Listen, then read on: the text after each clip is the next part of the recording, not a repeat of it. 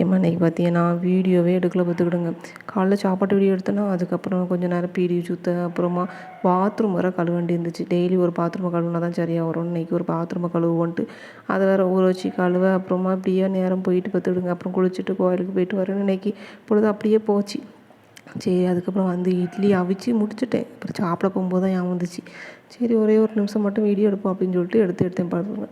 இன்றைக்கி என்ன தான் வேலையாக இருந்தாலும் இடையில எடுத்து செல்லு பார்ப்போம்லாம். அப்போ செல்லு பார்க்கும்போது பார்த்தீங்கன்னா, இப்போ ஒரு 2-3 நாளாகவே என் செல்லில் வந்து இந்த பெரிய பெரிய எழுத்தாக வந்துக்கிட்டு இருந்ததுலாம். நான் நினச்சிக்கிட்டேன் நம்ம தான் கை தவறி ஏதோ ரீசெட் ஏதோ செட்டிங்கை போய் மாற்றிட்டோம் பிடிக்கல. அப்டேட்டுன்னு ஒன்று வரும்ல செல்லில், அந்த அப்டேட் பண்ணிட்டோம் போல இருக்குது.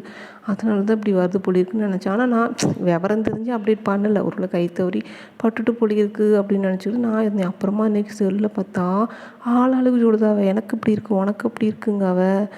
எனக்குன்னா ஒரே காமெடியாக ஆகிப்போச்சு. நான் நினச்சேன் நமக்கு மட்டும்தான் இப்படி மாறி போச்சு. நான் வேறு போட்டோ வச்சுருப்பேன்னா எங்கள் வீட்டுக்காரவியே ஃபோன் போட்டாலும் இல்லை பிள்ளைகள் ஃபோன் போட்டாலும் போட்டோ வச்சுருப்பேனா, வந்து போட்டாலும் பெருசு பெருசாக வருது. நம்ம எப்போவும் இந்த மேலாமல் தானே தள்ளுவோம், இந்த இது கால் வந்தாக்க அட்டன் பண்ணுறதுக்கு. இது பார்த்திங்கன்னா சைடில் வருது. நான் மேலே எடுத்து பார்க்க அட்டனே ஆகலை. அப்போ சைடில் வருது, ஆன்சர்னு ஒன்று இருக்கா, அது சைடில் தள்ளின பிறகு தான் அட்டன் ஆகுது. அம்மாச்சி ஒரே கூத்தாகி போச்சு. அதில் வேறு இன்றைக்கி ஆளாளுக்கு செல்லில் எனக்கு இப்படி வருது உனக்கு அப்படி வருதுன்னு போட்டுருந்தாங்களா. அதில் மீம்ஸ் வேறு நிறைய பேர் போட்டிருந்தாங்களா. அதெல்லாம் பார்க்கும்போது ஊர் உலகத்தில் எல்லாத்துக்கும் இப்படி தான் வந்திருக்கு போலிருக்கு அப்படின்னு நினச்சிக்கிட்டேன் நான். இந்த ஒரே காமெடியாக பூச்சி பார்த்துக்கிடுங்க. இன்றைக்கி என்ன செய்ய, நமக்கு சில தரம் மூளை கரெக்டாக வேலை செய்யும்.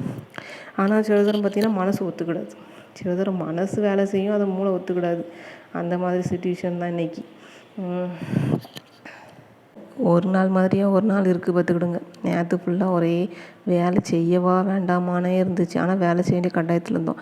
இன்றைக்கி உடம்பு சுறுசுறுப்பாக இருக்குது, ஆனால் வேலையே கம்மியாக இருந்த மாதிரி தான் இருந்துச்சு. சீக்கிரம் வேலையை முடித்த மாதிரி இருந்தது.